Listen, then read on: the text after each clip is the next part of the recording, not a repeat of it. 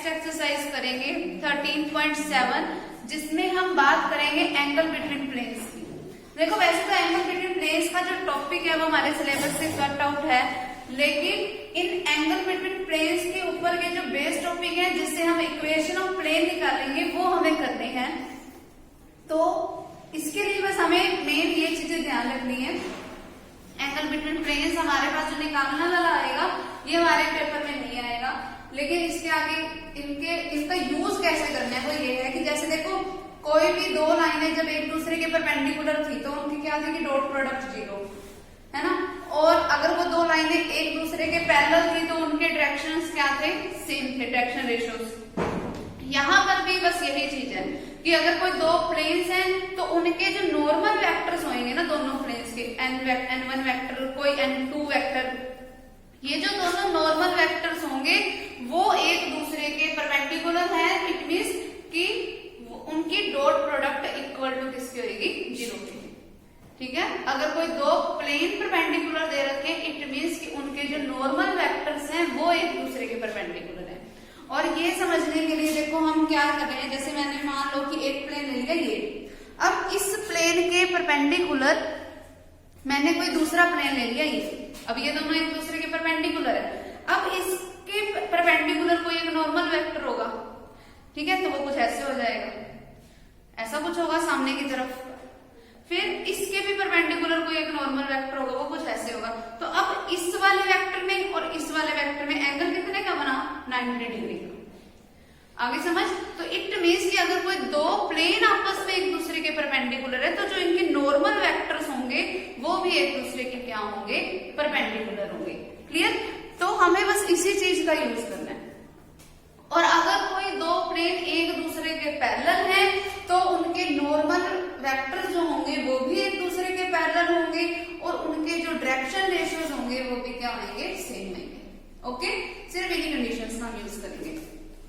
तो देखो इसकी जब हम एक्सरसाइज के अब सम स्टार्ट कर रहे हैं तो इसके जो पहले 3 सम हैं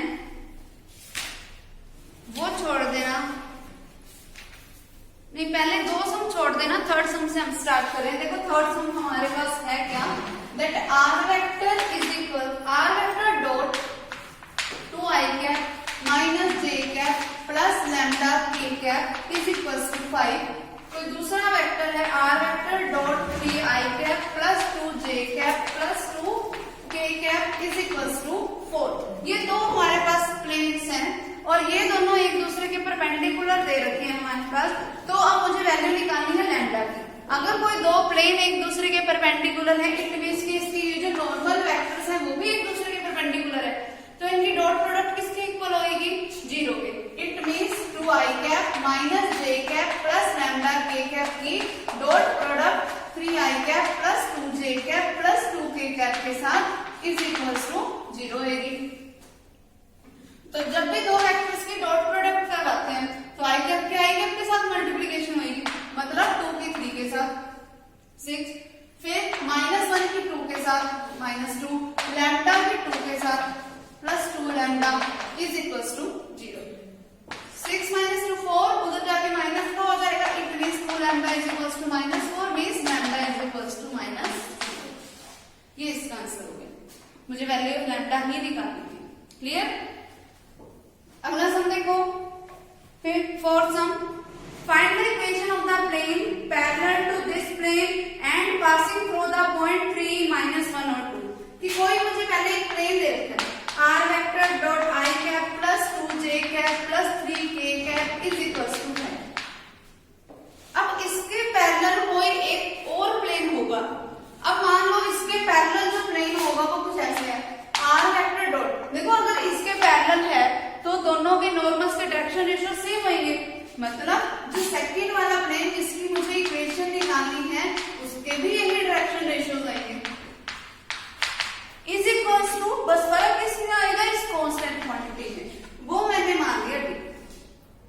ठीक है, फिर आगे क्या बोला है कि ये प्लेन जो है वो पास कर रहा है किस पॉइंट से, 3 पास कर रहा है पॉइंट 3 -1 और 2 से, मतलब इसका एक पासिंग पॉइंट पता है। देखो तुम्हें पता है कि r वेक्टर किसके इक्वल होता है, xi plus yj plus zk cap dot i cap plus J cap plus 3k cap is equal to D. इसी को मैं ऐसे भी लिख सकती हूँ। अब इस प्लेन का मुझे एक पासिंग पॉइंट पता है 3 - 1 और 2। इट मीन्स कि वो पॉइंट इसकी इक्वेशन को भी सेटिस्फाई करेगा, तो मैं x y z की जगह पे वो वैल्यू पुट कर सकती हूँ। 3i cap minus j cap plus 2k cap की dot product is equal to d. ठीक है, अब सिर्फ इनके डॉट प्रोडक्ट कर लिए, क्या आएगी 3 माइनस का 2 प्लस का 6 is equal to d. 3 - 2 1, 1 plus d 1 plus 6 7, तो डी की वैल्यू क्या आ गई 7। तो बस अब इस वैल्यू को यहाँ पे पुट कर दो। ये क्या हो गई मेरे पास इक्वेशन ऑफ द प्लेन। आगे समझ। अगला देखो, नेक्स्ट हमारे पास जो है 6th सम, 5th सम। पहले देखो 5th सम भी बिल्कुल सेम है, पासिंग पॉइंट दे रखे हैं मुझे, जस्ट उसके पैरेलल को एक वेक्टर दे रखे हैं, तो नॉर्मल वेक्टर तो सेम होएगा दोनों का। ठीक है, इज इक्वल टू वही डी ले लेना जैसे अपन इसमें दिया, फिर उसमें पासिंग पॉइंट की वैल्यू पुट कर देना। क्लियर। नेक्स्ट देखो 6th sum, find the equation of the plane passing through the 2 points and perpendicular to this vector. अब मुझे एक प्लेन की इक्वेशन बतानी है जो कि कोई 2 पॉइंट से पास आउट हो रही हो।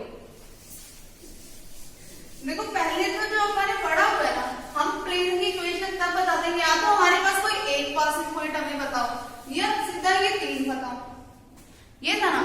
अब हमारे पास क्या है कि हमें सिर्फ 2 पासिंग पॉइंट पता है, तो उसके लिए हमारे पास देखो अब हम करेंगे क्या, पहले तो 2 पासिंग पॉइंट्स क्या है हमारे पास 1 - 1 और 2 पहला पासिंग पॉइंट है। फिर सेकंड पासिंग पॉइंट है मेरे पास 2 - 2 और 2, ये 2 पासिंग पॉइंट्स हैं। अब अगर प्लेन इन पासिंग पॉइंट से पास आउट हो रहा है तो पहले प्लेन की जनरल इक्वेशन क्या होती है, a × x - x1, यानी कि 1 पुट कर दिया, पहला पासिंग पॉइंट हम पुट कर रहे हैं इसमें, प्लस b × y माइनस में ये माइनस का 1 आएगा तो प्लस का 1 हो गया, प्लस c × में z - 2 इज इक्वल टू 0। ये हो गई मेरे पास प्लेन की general equation for 1 passing point, equation number first.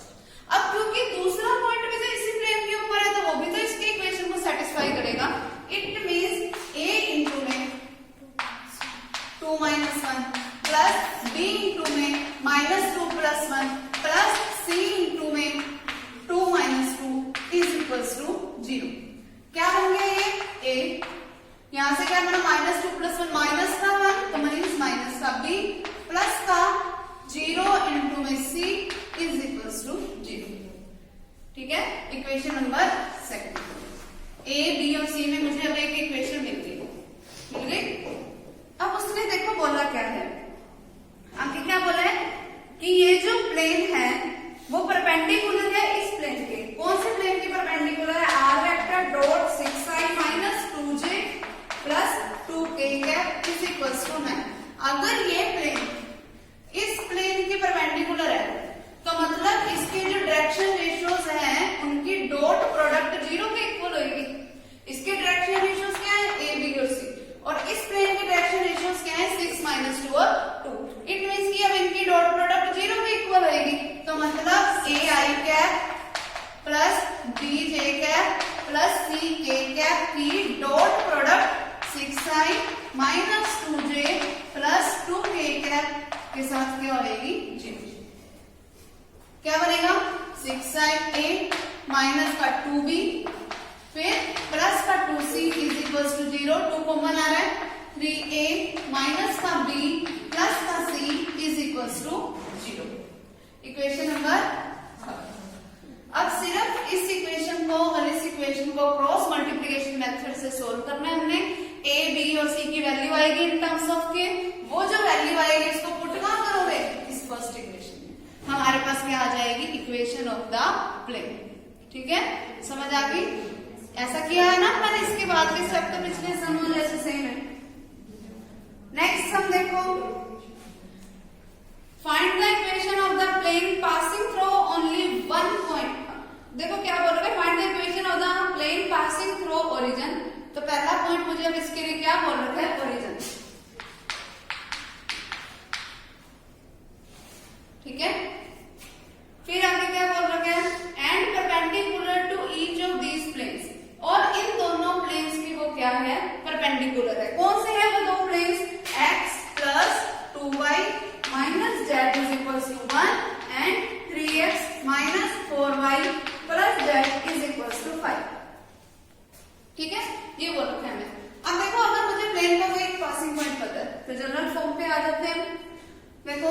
पहला पासिंग पॉइंट है means a into x minus 0 plus b into y minus 0 plus c into z minus 0 is equals to 0।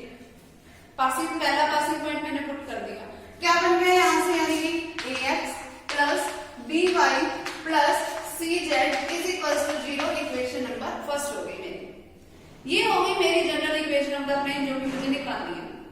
फिर अब मुझे a b और c की वैल्यू निकालनी पड़ेगी और यहाँ पर पुट करनी पड़ेगी ताकि मेरे पास प्लेन की इक्वेशन बन जाए। अब मुझे देख के रखा है कि ये जो प्लेन है ना वो इस प्लेन के परपेंडिकुलर है, मतलब इसके डायरेक्शन रेशियोज की डॉट प्रोडक्ट इसके डायरेक्शन रेशियोज के साथ किसके इक्वल आएगी, 0 के।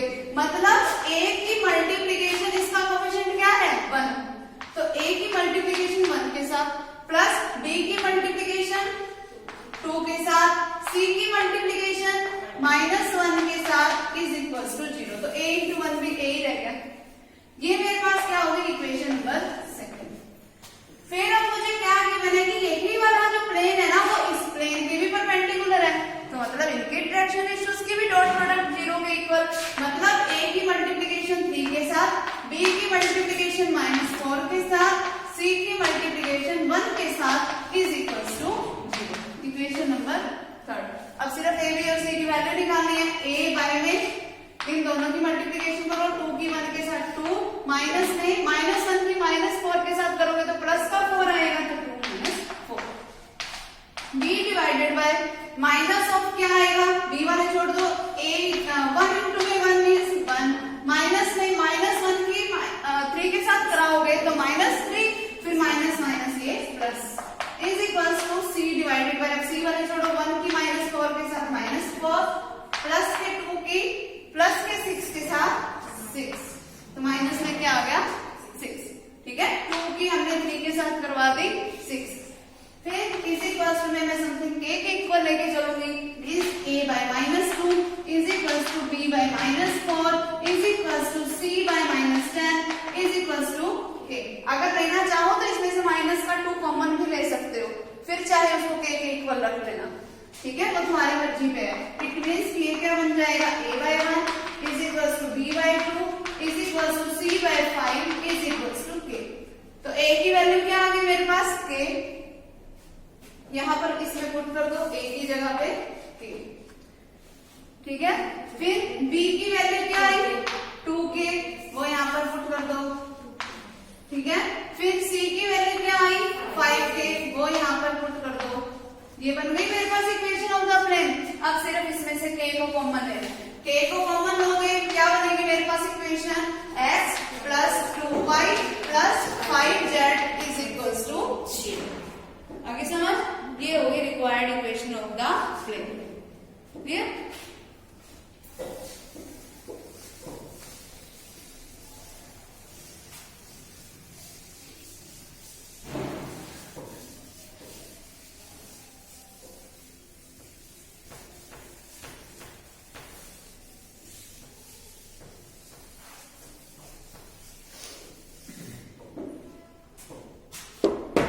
नेक्स्ट सम देखो,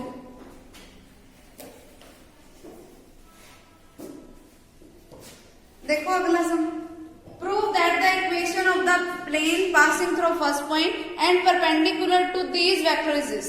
सेम है बिल्कुल सम, एक पासिंग पॉइंट दे रखा, 2 प्लेन्स के परपेंडिकुलर है, बिल्कुल जैसे अभी अपन ने किया, सेम यही सम है, ठीक है। अगला भी यही है, find the equation of the plane passing through one point and perpendicular to each of these planes, ठीक है। फिर find the equation of the plane, same है बिल्कुल सारे सम, ठीक है। तो हमारी एक्सरसाइज कंप्लीट हो गई। और अगला जो 11th सम है ना, 11th सम में हमें 3 पासिंग पॉइंट दे रखे हैं, वो देखो, show that the plane passing through the points these 3 points is perpendicular to the XZ plane. मतलब कि जो हमारे पास प्लेन की इक्वेशन आएगी ना उसमें y वाला कोएफिशिएंट 0 होगा, ठीक है।